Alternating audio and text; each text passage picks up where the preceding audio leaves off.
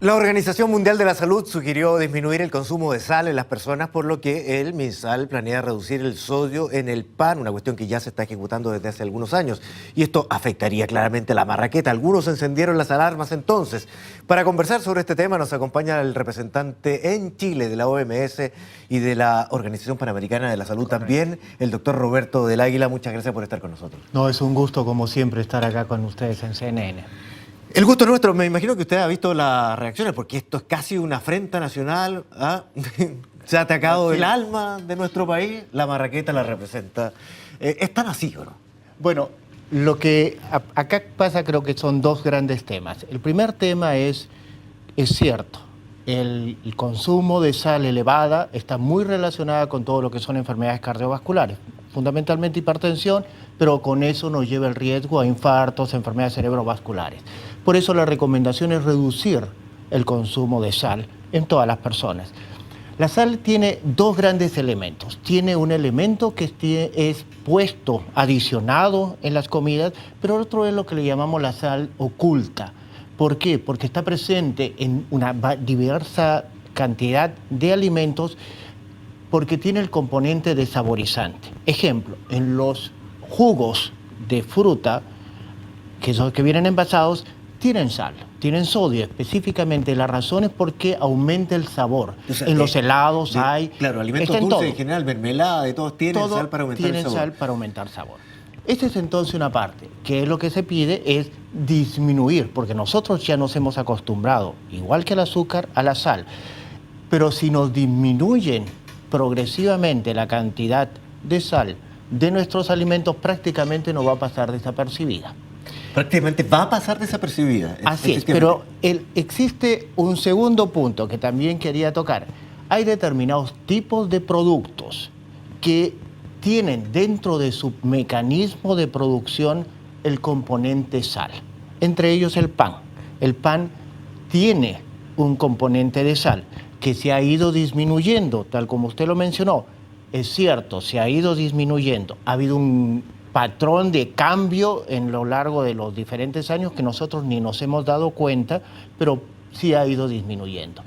Pero no se puede desaparecer. Hay una serie de otros posibles productos, el cloruro de potasio u otros posibles productos que pueden agregarse al proceso de la panificación en vez del cloruro de sodio que la sal, para sustituir. Ahora, claro, las cifras que se manejaban al principio cuando se toman las recomendaciones de la Organización Mundial de la Salud eran de entre 800 y 1000 miligramos por 100 gramos de pan, y la meta es llegar a 400 miligramos. Así es. La polémica hoy es precisamente que la marraqueta, para tener la consistencia, el sabor, para lo que los chilenos estamos acostumbrados, tiene que tener esta cantidad de sal y no puede disminuirse más. Claro, eso es dicho por específicamente José Carreño, que es el presidente de Indupán, claro, pero no lo comparten todos tampoco. No, en el sentido siguiente, o sea, evidentemente, y eso que si quiera remarcarlo, es para el proceso de la fabricación del pan, del procesamiento del pan, se requiere cloruro de sodio, sal, eso sí, pero la cantidad puede ir disminuyendo. Quizás el sabor no se va a dar cuenta. Lo que quizás pueda sí tener una diferencia es lo que nos dice los fabricantes de pan, en el que el crujiente del pan pueda estar variando algo. Claro, pero ese es algo que no necesariamente es decir que con eso la marraqueta desaparece, en absoluto. Claro, pierde sus características al punto de que podría desaparecer eventualmente. No, es bastante complicado. Esa es la afirmación que encendió la alarma. Sí, es bastante complicado, pero el otro factor, imaginémonos que, digamos, yo no soy productor de pan, digamos que los especialistas, los productores de pan digan, nosotros no podemos bajar a 400, vamos a dejarlo en 500, por decir una cifra cualquiera. La recomendación entonces es, ok, compre pan, pero no coma 5 panes al día, ni 3 panes al día, coma un pan al día. Que es una recomendación que debe ir directamente hacia la familia y por lo tanto una responsabilidad personal. Ahora, eso se contrapone con la nueva ley de etiquetados que existe en el país. Pero en una panadería eso es muy difícil de fiscalizar. No, De hecho, las cifras que se conocen en el día de hoy es que solamente el 10% de las panaderías estarían cumpliendo con este compromiso de disminución de la sal que habría tomado con el Ministerio de Salud.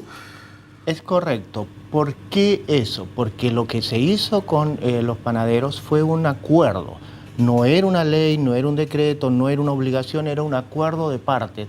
Igual como se hizo con los aspectos que fabrican aceite o margarina, de reducir lo que son las grasas trans, igual fueron desarrollando y cumpliendo eso.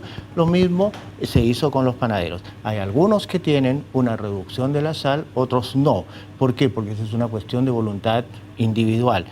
Pero nuevamente deberían estar normados de la misma manera que los productos son etiquetados al interior del supermercado para su venta, por ejemplo. Lo que son las etiquetas es una recomendación de todos los productos que son procesados y por lo tanto en este momento ese producto procesado debería tener una etiqueta. Como no se le va a poner una etiqueta al pan, si se hace la recomendación que ese pan es alto en sal y por lo tanto la recomendación es no consumir en extremo el pan. Esa es la recomendación básica. Ahora, esto partió en la recomendación de la OMS y la OEPS hacia Chile específicamente, es por los índices que se conocen de consumo del pan en nuestro país.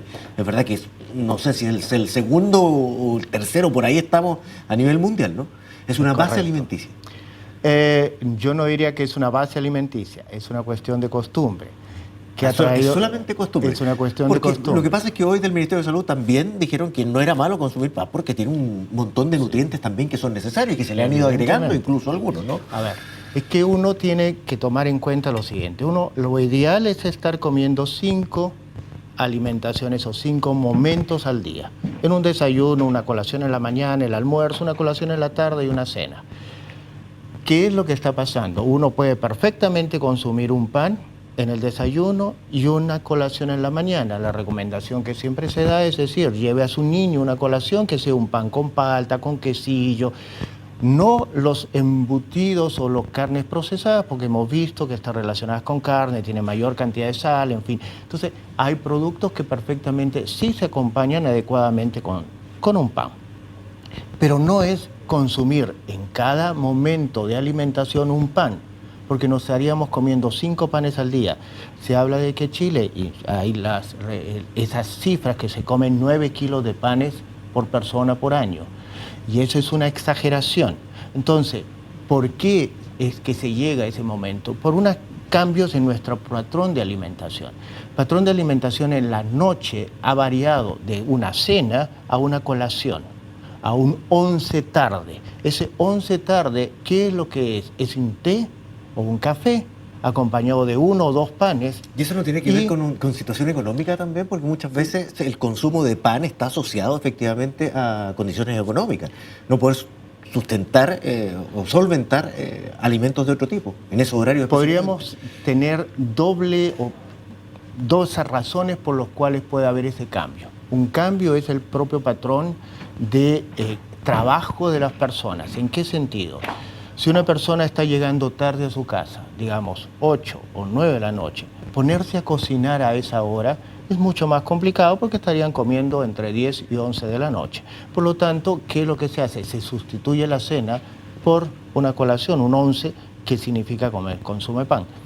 Barato no necesariamente, porque si sacamos las cuentas de cuál podría ser un plato de comida, digamos, adecuado, podríamos decir un plato de comida tradicional, un charquicán comparado a lo que es comprar pan, a lo que es comprar una carne procesada, ya sea jamón o lo que sea, más queso o una mermelada, si uno suma por persona, es mucho más barato comprar y consumir un charquicán que el comer ese pan. Entonces, no es tanto por el aspecto económico, es más por la cuestión tiempo.